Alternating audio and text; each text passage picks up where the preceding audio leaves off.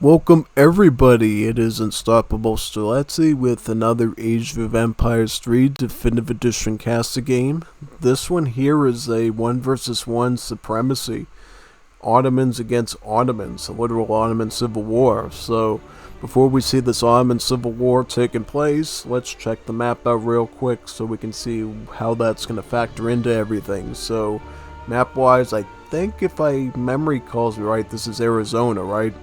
Well, at least in Legacy it's called Arizona. I have no idea what it's called here. But the thing I do know about this map is it got two little sections that are important. You get some trading posts on this side, and then you get some trading posts on this side. And the other neat little quirk of this map is you can't technically run straight ahead of your enemy because of this canyon that goes right through the center. You either have to jump a bit to the left or a bit to the right. And if I recall correctly in my games against Toledo and Wars of Liberty, this trade route is like key to whoever wins or loses. You know, it always comes down to this trade route, and secondarily the Native Americans as well, the Navajo and the Apache, so whoever can hold those tends to do well. But anyways, let's get started and see this Ottoman Civil War in action. So, Ottomans. What do we know about Ottomans in really any game? They don't have to train villagers and hey you, hey you man. So the biggest is a bit of rivalry, I guess. I guess so. Hey mate, how you doing mate? How you doing mate? So, alright mate, we got the two Ottomans here. And the thing about Ottomans is they train their villagers automatically. You know, you don't have to do it yourself. They just magically come. No cheating. Wait a minute, there's going to be cheating? Haven't played in a while, so hopefully not a lot of cheating. We'll see though. We'll see if there's any cheating. Yeah. And yeah, that's the other thing too. Though your villagers come out automatically as the Ottomans, they come out rather slowly at the start. And one way you boost that up is by using the mosque building. Now, the mosque itself doesn't make the villagers come out any quicker, but it does contain wood-costing technologies that do make the settler spawn rate from these town centers go a little bit faster. They get about 3 in total, and as such, they get more expensive, right? I think the first one's, what, like 100 wood, then the second one's like, what, 300, 400 wood, and then the last one's like 600 wood, right? I know the exact math because I don't edit enough. How have you been? Muy bien, hopefully. Oh yeah, this is a build I should let you know about with the Ottomans, and I see both sort of players I think are developing it. Well, it looks like one of them is. The blue Ottomans are. So one of the common starts for the Ottomans is House Trading Post Mosque. You get the mosque going right away so you can get those training techs done sooner.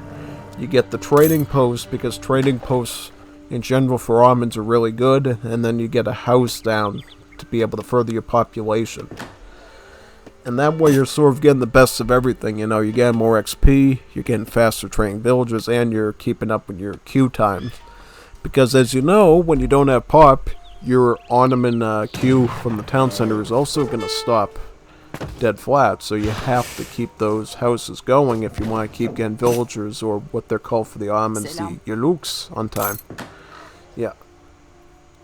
What's interesting here is I noticed that the Aliyah Ottomans have actually not gotten a mosque yet. So they've, looks like, huh. So instead of 1 trading post, they're going to go for 2 trading posts in a house.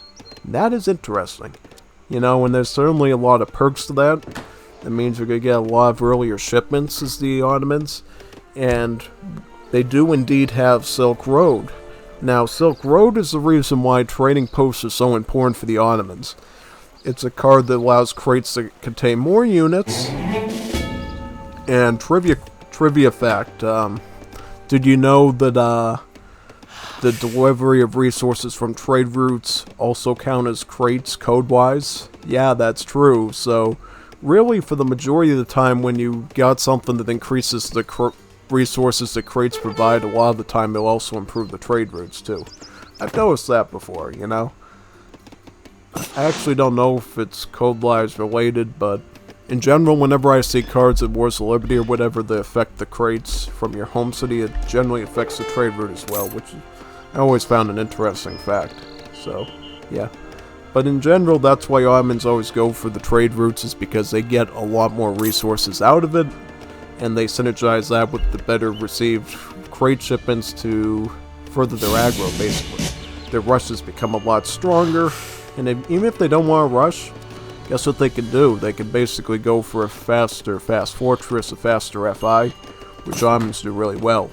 You know, they get a lot of good units like the Bombard, the Spy, Mamluk mercenary shipment, really good tools for going for later attacks.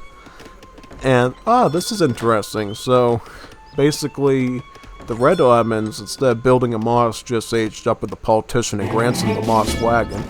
That's pretty convenient, you know. And I actually do remember that politician too when I was playing Ottomans before in D.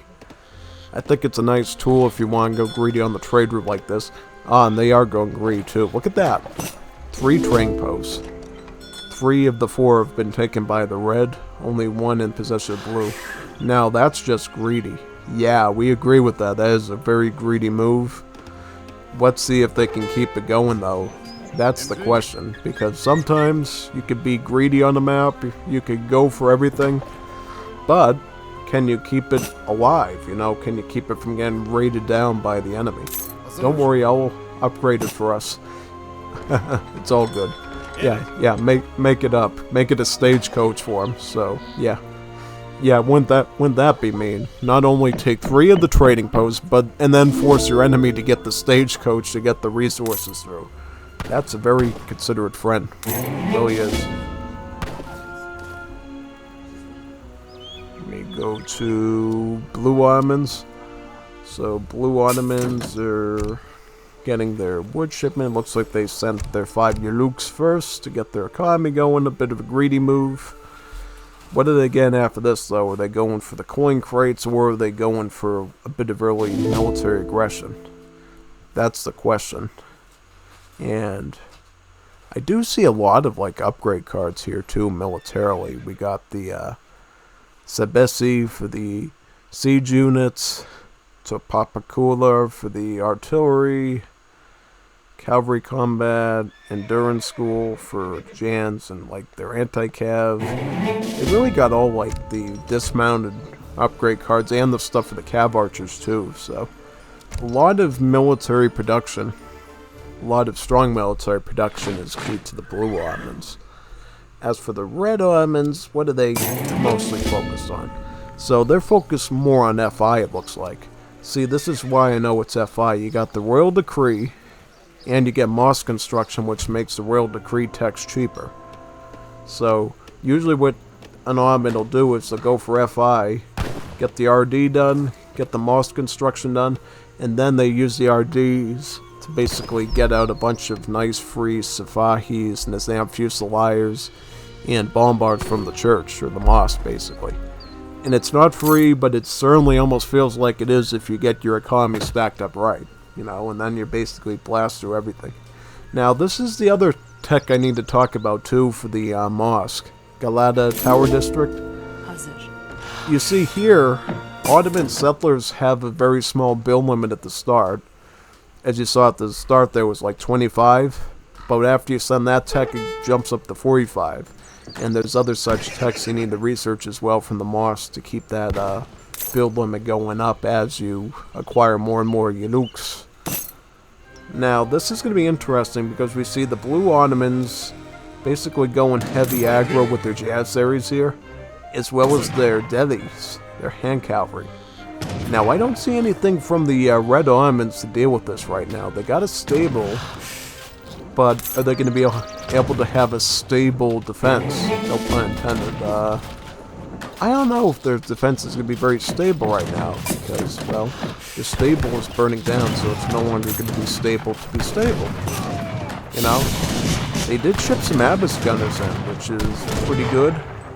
Wait a minute, no, these were actually from the Marksman Age Up, so that's Age Up prize related. They can ship more Abyss Gunners in here, or the Survives. At this point, yeah, just get the bills out and get some eco. You're gonna need some houses. Damn, son, damn. Oh yeah, look at those Bashi Bazooks going to work there. Yeah, those things are pretty good, you know. See, the difference between the Bashi Bazook and the Minutemen is the Bashi Bazooks have less multipliers against siege units, but they have more multipliers against heavy infantry. So while they are going to be, well, I think they end up leveling out to be just as good against Grenadiers, I think, but what they are is, I think they are stronger against, like, Janissaries because of that multiplier. Because look at the map, they'd basically be doing, like, what, 36 damage per shot against them?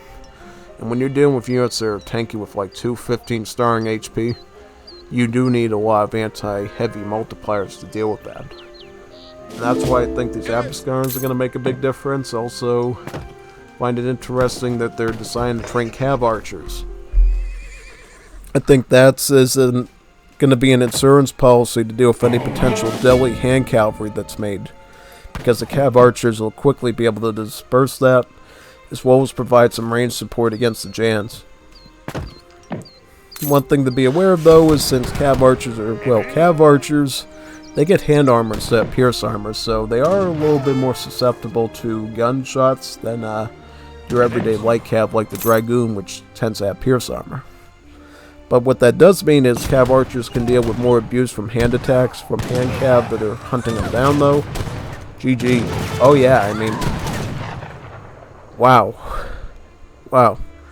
This was a very quick match than I thought it was going to be. I was expecting this Red Ottoman up here to go for a full FI and then blast out, but look at how they were able to take what seemed like defeat, having no prepared army, trick their opponent out and come out with emergency units and Abyss Gunners, and then turn it around and them having the superior army.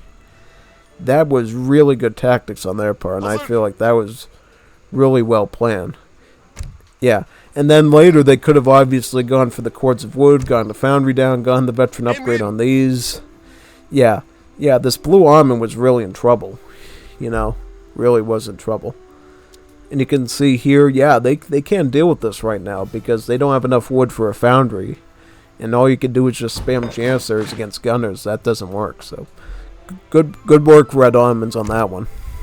And post-game wise, you know, 1k additional resources on the Red Ottomans because they're playing more defensively, militarily. Look at the kill count difference. For all that starting army the Blue Ottomans did, they only got 11 casualties. That spring of the action defense by the Red Ottomans, that won them a solid 34 kills at that 10-minute game.